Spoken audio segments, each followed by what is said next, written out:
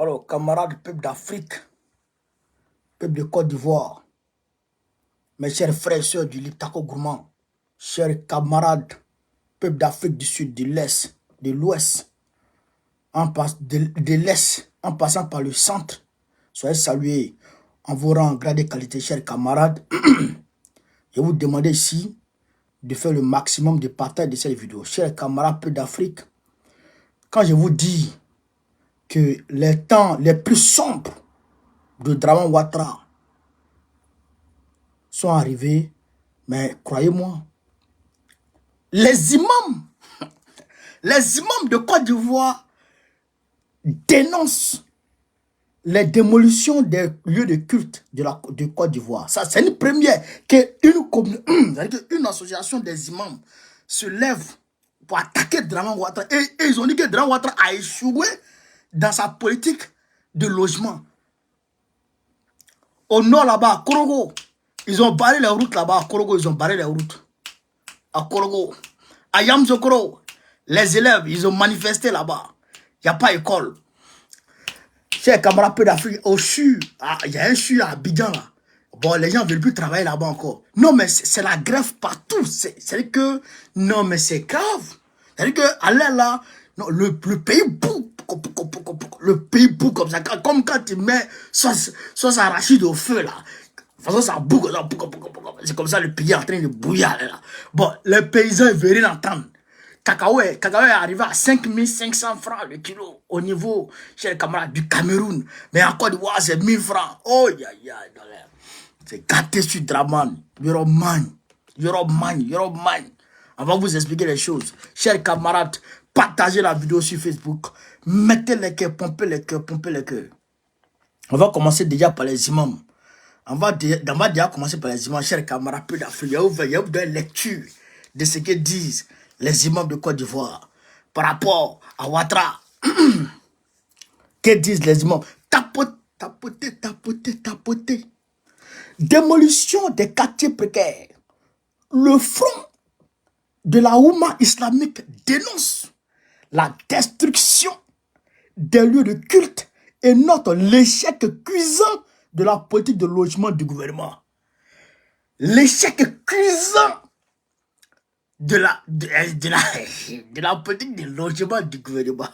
C'est que le front de la Oumma islamique, quand on dit la Oumma, c'est la communauté islamique. Voilà. Le front de la communauté islamique s'est mis ensemble pour dénoncer Dramane, dénoncer le vieux Waworo. L'opération de dégagement des zones à risque entreprise par le district autonome d'Abidjan suscite aujourd'hui un débat et une polémique entre les partisans du pouvoir et leurs détracteurs. Ah, d'accord. Les pouvoirs publics rappellent à longueur de journée l'importance des vivant dans les zones à risque, de libérer ces espaces qui ne leur garantissent pas la sécurité en cas de pluie diluvienne et tous les risques d'éboulement auxquels elles s'exposent. Décider à ne plus s'adonner au décompte macabre. Oh, tout ça là, ça m'énerve là. Attends. Qu'est-ce que là? Voilà ce que les gens ont dit. La foi exige que les lieux de culte détruits soient vite relocalisés. Écoutez bien, la foi exige que, ce que disent les gens, la foi exige que les lieux de culte détruits soient vite relocalisés. La foi exige que les leaders religieux soient pris en charge au niveau hospitalier. Pardonnez. Le FOI invite les gouvernants pour des actions futures dans les secteurs à échanger avec les leaders communautaires et religieux. Encourage les décideurs à mettre en place un cadre d'échange avec les leaders communautaires et religieux. Exhorte les décideurs à recenser les lieux de culte, les établissements primaires et secondaires avant toute action de déguerpissement pour la réaffectation des élèves dans les établissements d'accueil. recommande aux décideurs de ne pas imposer des écoles aux élèves, mais prendre en compte le choix de l'élève ou des parents selon son lieu de refuge, ont-ils fait savoir. Vous comprenez, chers camarades peu d'Afrique? Même les hommes de Dieu disent que, Ouattara n'est pas un musulman. Parce que quand tu es musulman, avant de casser une mosquée, là, il faut déjà construire une mosquée d'abord. Alors que Ouattara a détruit plus de 13 mosquées en Abidjan. Abidjan seulement, il a détruit 13 mosquées à Abidjan seulement. Donc les hommes de Dieu sont fâchés et ils ont dénoncé. Ça, c'est une première dans l'histoire de cette affaire de Ouattara. Chers camarades peu d'Afrique, on n'est pas encore parti loin. Et on va vous dire aujourd'hui qu'est-ce qui se passe et qui vient voler l'argent, qui vient, pour qui on casse les maisons en Côte d'Ivoire. On va vous expliquer les choses, chers camarades peu d'Afrique. On va vous expliquer les choses. Partagez au maximum la vidéo. Korogo, l'arrêt des travaux de bitumage crée un mouvement d'humeur des populations, des routes barrées. Korogo, ils ont barré les routes. Route barrée, mouvement d'humeur dans la ville de Korogo. Une agitation a éclaté ce mardi 19 mars 2023 alors que les habitants du quartier Nation Kobadara exprimaient leur frustration croissante face à l'arrêt soudain des travaux de bitumage de la voie principale. Oh là là là là là là. Draman, c'est un fou. C'est un fou. Il commence des travaux, il ne termine pas. Il va gratter la terre. Il dit, il va gratter la terre. Il envoie ciment mélangé à un béton, il verse ça. Il dit, on revient à un goudron. Ils sont partis. Ils ne sont pas encore revenus à un goudron. La population de Korogo attend. La population de Korogo attend le goudron. Et ils attendent le bitume. Frère, mais bitume ne vient pas. Hein? Et ils attendent bitume ne vient pas. Mais ils sont allés bloquer. Aïe, les voici. Les voici. Les voici. Ils ont mis les tables. Ils ont mis les tables. Ils ont mis les tables. Ils ont paré la route. Hein? Les femmes, les jeunes, les tout. Et ça là, ça dure depuis. Attendez. Parce que moi-même, j'ai vu les titres, mais j'ai lu en même temps que vous. Hein. J'ai lu en même temps que vous. Vous comprenez? Mais Draman, c'est pas la peine. C'est un vieux malo, c'est un philomane. Comme on dit aujourd'hui, Draman, c'est un philomane. Comprenez bien, Draman, c'est un philomane. Ce moment d'humeur, amplifié par les problèmes de circulation qui en découlent, met en lumière les tensions sous-jacentes entre la municipalité et ses citoyens, ainsi que les enjeux cruciaux de développement urbain dans cette région en pleine expansion. Mais ils n'ont pas dit que Korogo, est trop joli, que Korogo, c'est cristal, c'est les maps qui sont déposés dans la rue. Quand tu marches, c'est les maps. C'est-à-dire que quand tu marches comme ça, même tu te vois, tu es en train de marcher sur le goudron et puis tu te vois tellement le goudron brille. Et non, c'est ce qu'ils ont dit. Mais pourquoi ils sont allés barrer la route? On dit la voie principale. Principale, c'est là-bas une voie adjacente. Non, la voie principale. La voie principale. C'est-à-dire qu'il n'y a pas de goudron dessus. En effet, comme rapporte Akwasi, par des sources sur place, depuis des mois, les résidents de Nation Kobadara avaient attendu avec impatience l'achèvement des travaux de bitumage de leur route principale, considérée comme un axe vital pour la connexion et le développement économique du quartier. Cependant, l'espoir s'est transformé en déception lorsque les bulldozers et les ouvriers ont brusquement quitté le chantier, laissant derrière eux une route à moitié pavée et des promesses non tenues. Voilà. Ils ont mis des...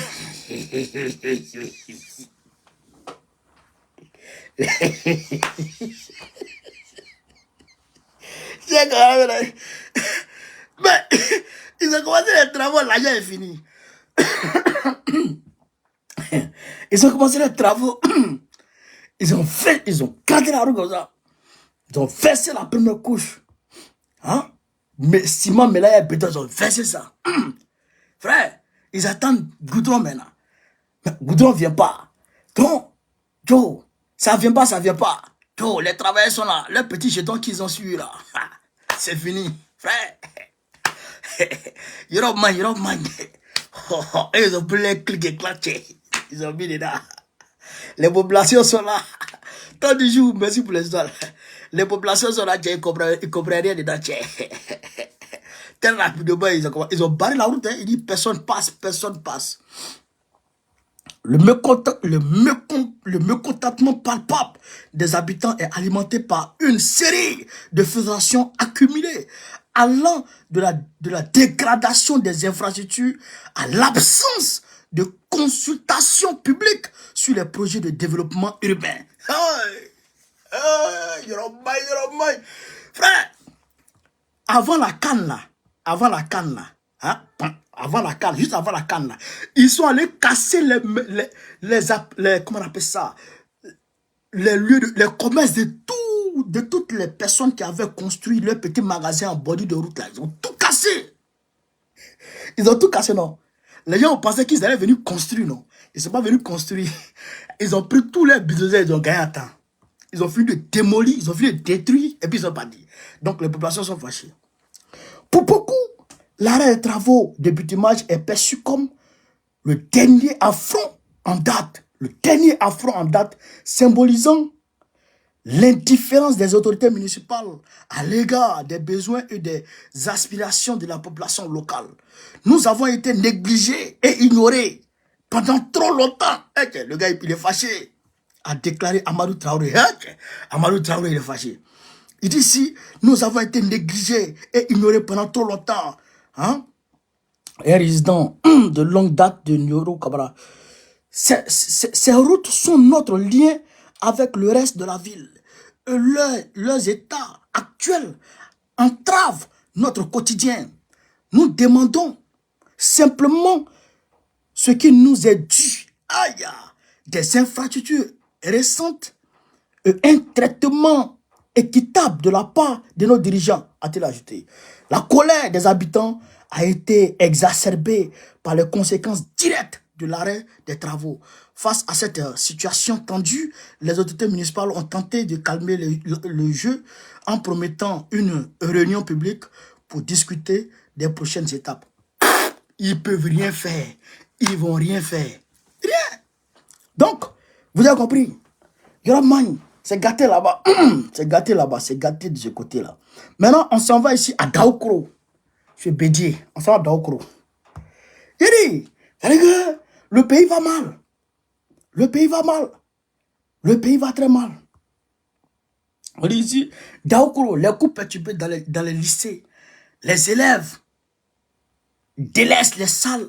Voici les revendications des enseignants. Là aussi, c'est grève. Une agitation inhabituelle a secoué les lycées modernes Henri Konan Bédier 1 et 2 de Daoukro hier lundi 18 mars 2024. Alors que les professeurs se réunissaient en salle de profs, les élèves, délaissant leur salle de classe, ont envahi la cour de l'établissement, laissant les cours en suspens pour la journée.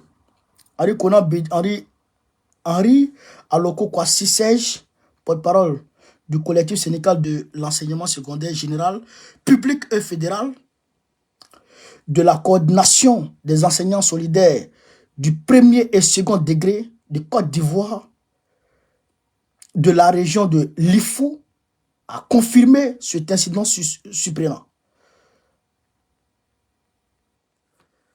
Étant en salle de classe pour concertation, nous avons été surpris de l'attitude de non. Donc, eux aussi, ils ont des revendications parce que, eux là, ils veulent rentrer, eux aussi, ils veulent rentrer en grève.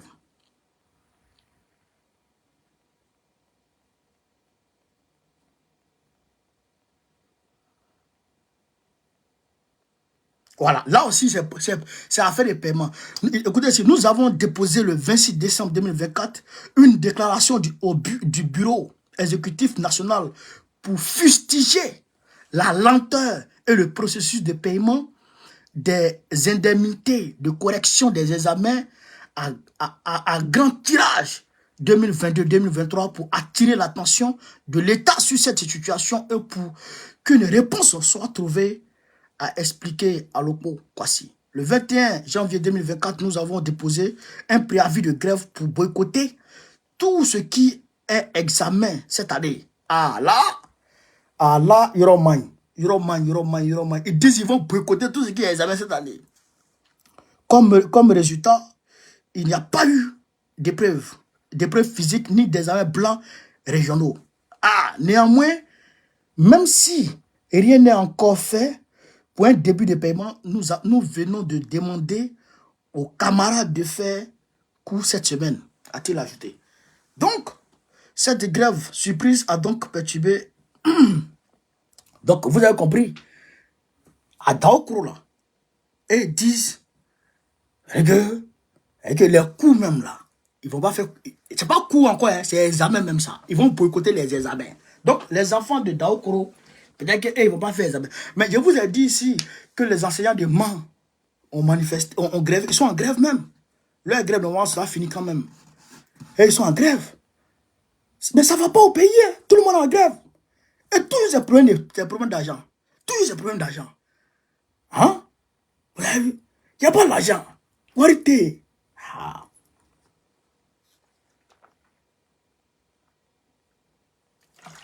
Vérité, tout goût. Là, c'est fini. Hein? Demain, on voit tous les jetons. Maintenant, écoutez quelque chose ici, chez camarades Pays d'Afrique. Quelque chose qui a attiré mon attention, mais je n'ai pas encore lu. Mais il faut qu'on lise ça ensemble. Mais je vais vous montrer ici déjà. Écoutez, Côte d'Ivoire, secteur de l'immobilier. La SFI compte appuyer un projet de construction de 5000 logements.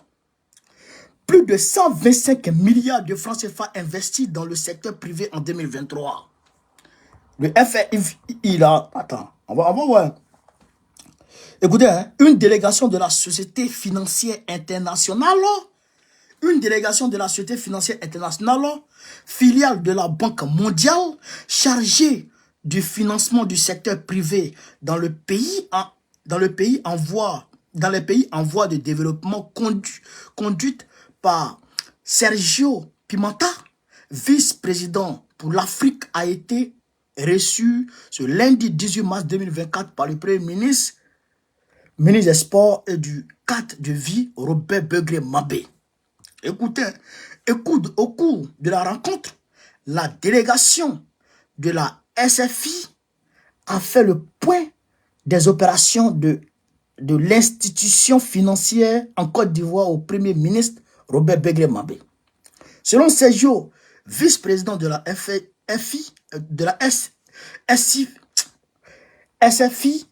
SFI pour l'Afrique, au cours de l'année 2023, l'institution financière a financé le secteur privé ivoirien pour un montant de 210 millions de dollars américains, soit plus de 125 milliards de francs CFA. Est-ce que vous avez compris, chers camarades? On va terminer puis on va décortiquer. Je pense que cette année fiscale qui va se terminer dans quelques mois, nous devons atteindre la barre des 400 millions de dollars, donc quasiment le double de nos opérations, a ajouté Sergio Pimenta. Il a, à l'occasion, réaffirmé l'engagement de la SFI à renforcer son soutien au secteur privé ivoirien, à la croissance économique et à la création d'emplois. Le vice-président de la SFI pour l'Afrique a énuméré les secteurs couverts par les investissements.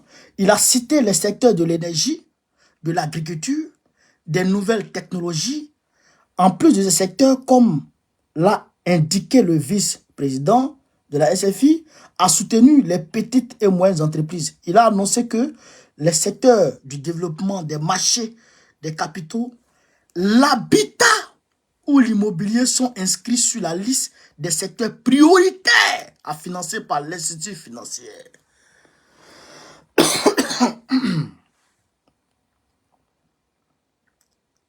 On va tout lire, il faut qu'on lise tout. Selon lui, la part du financement dépendra vraiment de différentes opportunités.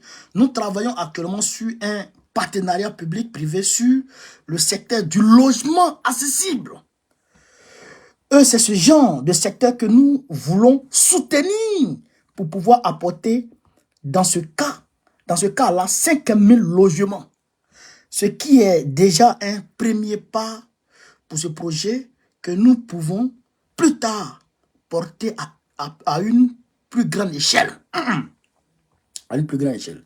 Il a promis au Premier ministre qu'il souhaite que le montant des investissements double, que les équipements de la SFI travailleront conjointement avec celle de la Banque mondiale pour mieux soutenir le secteur privé en Côte d'Ivoire. Notons qu'au cours de cette rencontre, le Premier ministre avait à ses côtés le ministre Nyama. Vous avez entendu, chers camarades Peu d'Afrique, la société financière internationale, filiale de la Banque mondiale, qui vient investir dans le domaine de l'immobilier en Côte d'Ivoire.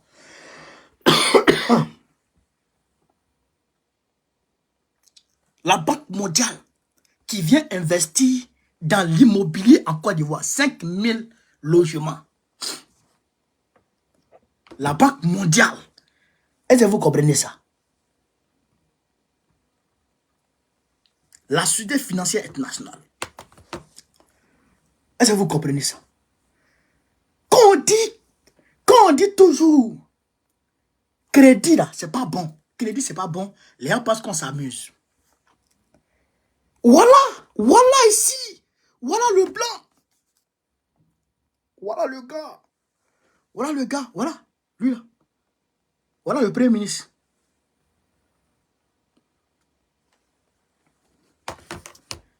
Vous comprenez ça? C'est notre pays, ils sont en train de vendre comme ça.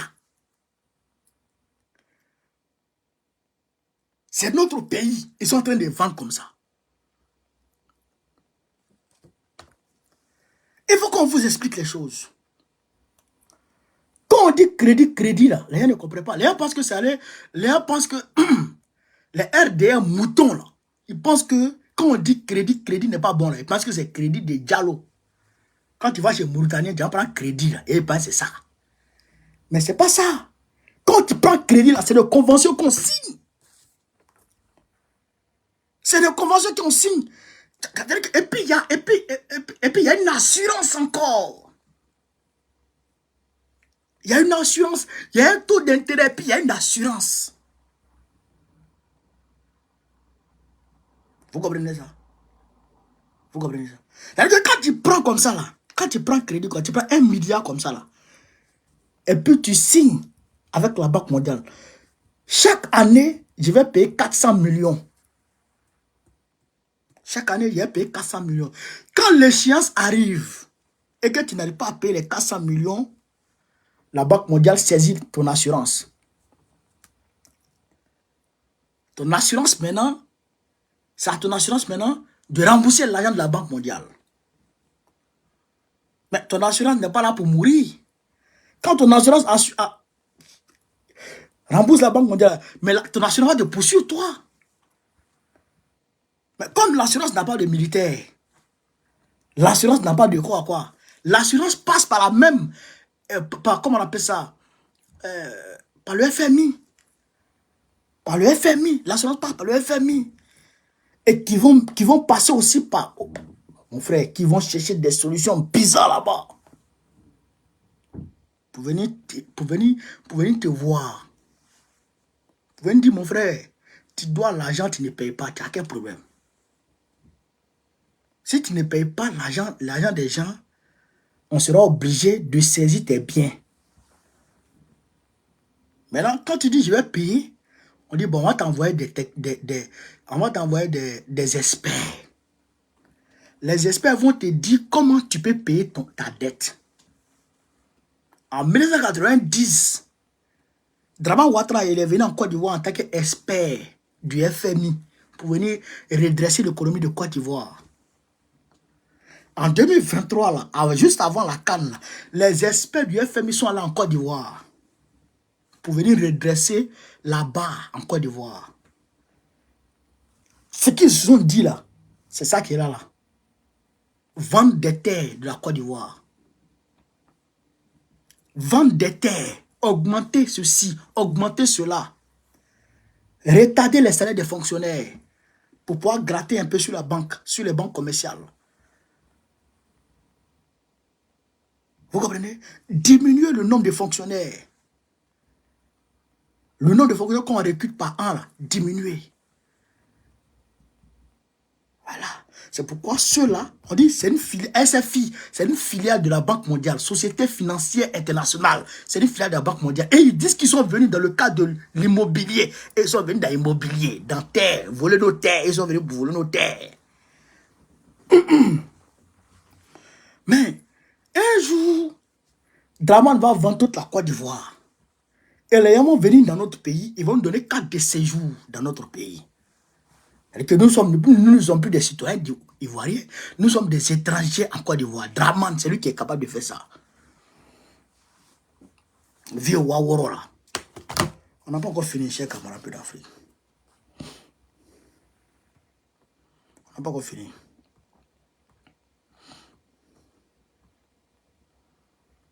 On dit ici, la CEDEAO et l'AES, Nana Akufo, Addo, conçoit un plan de réconciliation entre les deux blocs. Donc, Nana Akufo-Addo veut réconcilier l'AES avec la CEDEAO. Nana Akufo-Addo. Il veut réconcilier l'AES avec la CEDEAO. Bon, je ne comprends pas. Est-ce que vous-même vous comprenez quelque chose dans ça, chers camarades? Est-ce que vous comprenez quelque chose? Vous avez crié sur tous les toits. Pushis, pushis, pushis, pushis. Sanctions, sanctions, sanctions, sanctions. Vous les avez suspendus de partout. C'est quoi ça? Oh, téléphone, téléphone. Vous les avez suspendus de partout. Bon, ils ont compris leur suspension là. Ils ont décidé maintenant de quitter la CEDEAO. Et vous êtes derrière eux. Vous êtes derrière eux. Chers camarades, je vais vous parler un peu. Je vais vous parler un peu. Attendez, on va bien se regarder. On va bien se regarder. Je vais vous parler un peu. En réalité, les États-Unis refusent de quitter le Niger.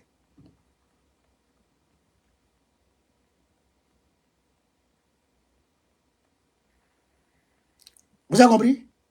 Les États-Unis refusent de quitter le Niger. Ils envoient une demande d'explication au président Tchani. Ils demandent au président Tchani d'expliquer pourquoi il fait que les États-Unis dégagent du Niger. Mais le porte-parole du gouvernement nigérien a été plus que explicite. Il a été plus que clair. Il a détaillé par A plus B les attitudes de la délégation insolente qui est allée au Niger. Il a détaillé. Au regard de ces attitudes-là, on ne peut pas être amis. Au-delà de ça, le comportement des vagabonds américains qui sont dans le Sahel, là. Leur comportement, là, ça ne peut pas, on ne peut pas faire d'alliance avec ce genre de personnes. Je prends un simple cas.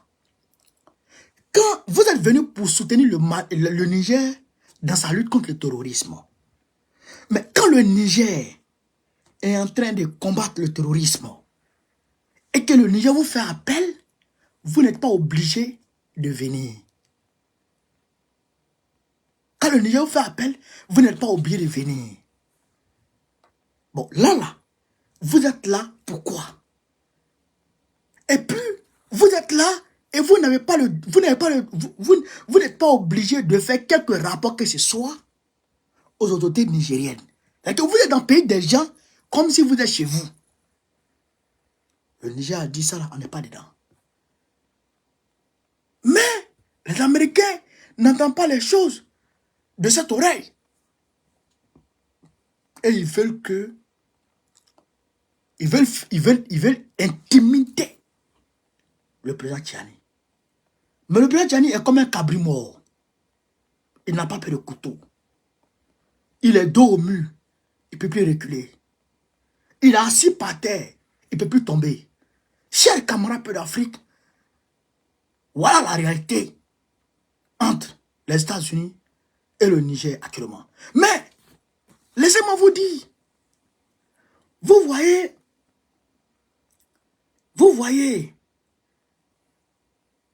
le M5 RFP. Le M5 RFP a débarqué son président Keshugal Maïga. Pourquoi? Pourquoi? Parce que, et ils ont débarqué et ils ont mis un imam. Je crois que c'est Imam Diarra. Mais cet imam-là, lui, il est venu en Italie il y a 2 mois de cela. Il est venu en Italie il y a 2 mois de cela.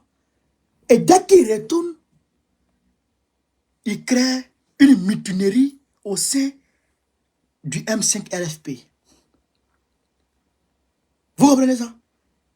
Vous comprenez ça? Mais il est venu prendre l'argent. Il est venu prendre l'argent.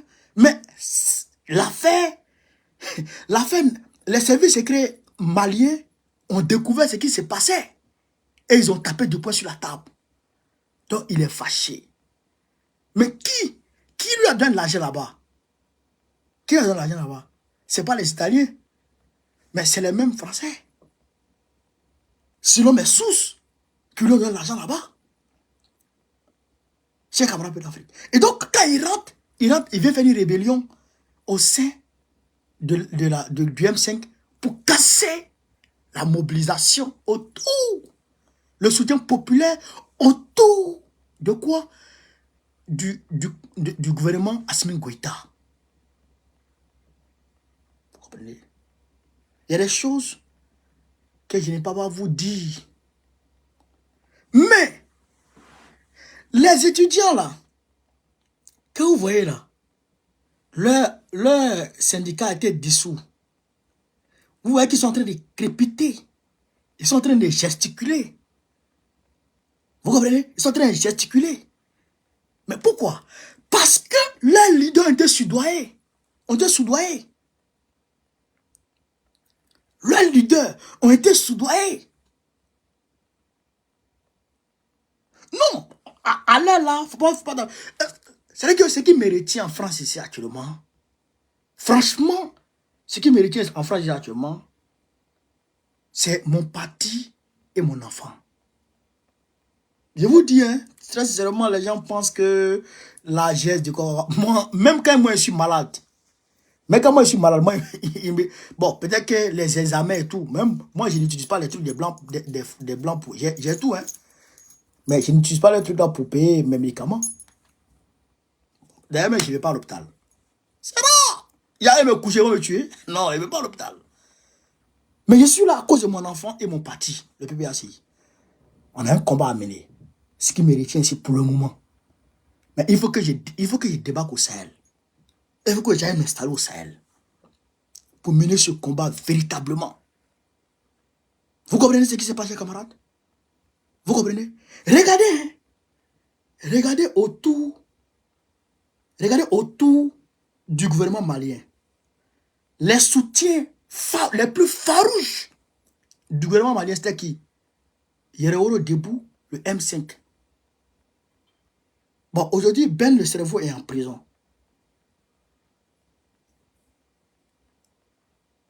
On ne peut pas trop parler, mais on ne peut pas retourner son couteau contre lui, contre soi. La main qui te doit manger, on n'est pas mort de ça. Il y a eu quelque chose. Ben a été piégé. Ben a été piégé. Et donc, Yeraoro Debout a perdu un peu en crédibilité vis-à-vis de la population malienne. Yeraoro est un peu façon. En plus de Yeraoro, ils viennent de prendre possession du M5 RFP. La coalition Imam Dicko, les militaires sympathisants de Imam Dicko a été dissoute. Pourquoi? Parce que Babylone avait pris possession de cette coalition aussi. Les gens là déposent des milliards sur la table. Wallah et billah, chers camarades. Les gens là déposent des milliards sur la table. Nous autres, vous voyez, intègres là.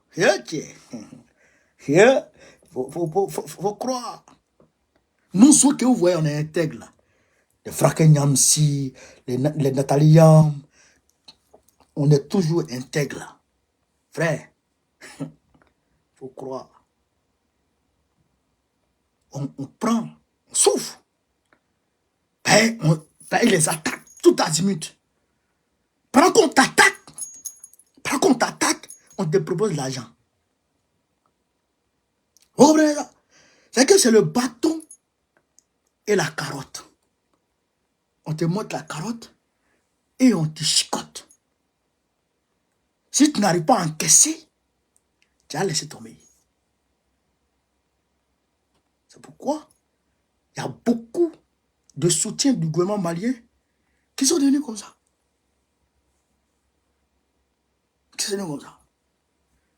Au-delà de ça, nous ici, quand nous étions là, avec les Tchadiens, là, quand on manifestait avec les Tchadiens, il y a beaucoup qui sont rentrés. On les a soudoyés. Eh bien, au même moment, des missiles sol-sol, 4 missiles sol-sol, sont lancés sur la ville de Gao, sur l'aéroport de Gao.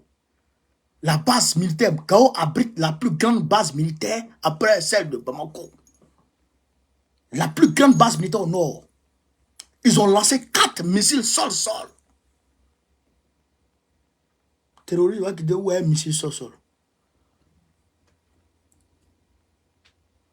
4 missiles sol-sol. Mais les missiles les défenses anti-aériennes du Mali ont intercepté ces missiles, ont frappé tout en l'air. Au niveau du Burkina Faso, j'ai vu une communication de RFI qui est en train de relater des faits bidons, disant que l'armée burkinabé se serait adonné à des exécutions sommaires sur sa propre population. Aïe! Mais Ibrahim Traoré, qui vient de rendre le dialyse, c'est que l'insuffisance rénale, les soins pour l'insuffisance rénale, il vient de rendre ça 2500 francs. 500 000 de caution, il a annulé ça. C'est-à-dire que l'État prend tout en charge. Mais un homme qui a autant l'amour pour son peuple, est-ce qu'il peut faire ça à son peuple? Est-ce qu'il peut faire ça à son peuple? Mais tout ça, c'est pour les salir, les affaiblir devant le peuple, les amener à être détestés par le peuple qui les soutient. Vous comprenez, non? Voilà. Voilà leur intention malsaine derrière. Mais nous leur disons, le peuple là, il est éveillé. Et quand le peuple voit vos communications comme ça là, vos écrits, vos textes comme ça là, mais le peuple se dit, mais attends, bravo Ibé. Le peuple salue Ibé en même temps. Parce que nous, on part du principe que quand vous applaudissez un chef d'État, c'est qu'il n'est pas bon pour le peuple. Ça, c'est un principe qui est clair. Quand vous applaudissez un chef d'État, c'est qu'il n'est pas bon pour son peuple. Mais quand vous attaquez un chef d'État, c'est qu'il est bon. Quand vous liguez contre un chef d'État, c'est que ce chef d'État est bon. Voilà nos principes. Donc quand vous attaquez Ibé, oh, il va tuer, oh, il va faire ceci, nous on prend ça dans le sens contraire. On dit que ah, Ibé a bien fait. Quand vous dites qu'Ibé a mal fait, nous on dit qu'il a bien fait. Quand vous dites qu'il a bien fait, nous on dit qu'il a mal fait. C'est comme ça que nous on marche avec vous. C'est comme ça que nous on marche avec vous. Quand vous dites qu'il a bien fait, nous on dit ah, il a mal fait. Quand vous dites il a mal fait, nous on dit ah, il a bien fait. Donc comme toujours chez vous il a mal fait, donc chez nous il a tout bien fait. Et c'est comme ça ça sera. C'est comme ça ça a tout resté. Voilà. Donc, chers camarades d'Afrique, voilà, entre autres, ce que je voulais vous dire ce soir. Au-delà de ça, au niveau du Sénégal, je ne comprends pas Macky Sall. Macky Sall refuse de soutenir son candidat. Mais qu'est-ce qu'il y a? Hey! Hey! Toi-même, tu dis, tu lui donnes ton soutien. Il a ton accord, il a ton approbation. Et tu refuses de le soutenir. Pourquoi? Il faut le soutenir, Macky. Hey. Avant de balancer ton candidat, il faut le soutenir. On voit clair. Tous les sondages donnent Bassirou Diomaye Faye président du Sénégal au premier tour. Tous les sondages. Tous les sondages. Au premier tour, Diomaye Faye est président. Voilà. Donc, Diomaye Faye va gagner. Voilà. Donc, chers camarades d'Afrique, je vous demande de faire le maximum de partage. Voilà, de faire le maximum de partage. Sur ce, vive l'Afrique libre. Vive le panafricanisme. Vive tous les présidents panafricains. Babo, président de Côte d'Ivoire 2025, Inch'Allah. Merci les gars. On est ensemble. Partagez au maximum cette vidéo. Mettez-la partout à travers le monde entier. On est ensemble les gars. Merci.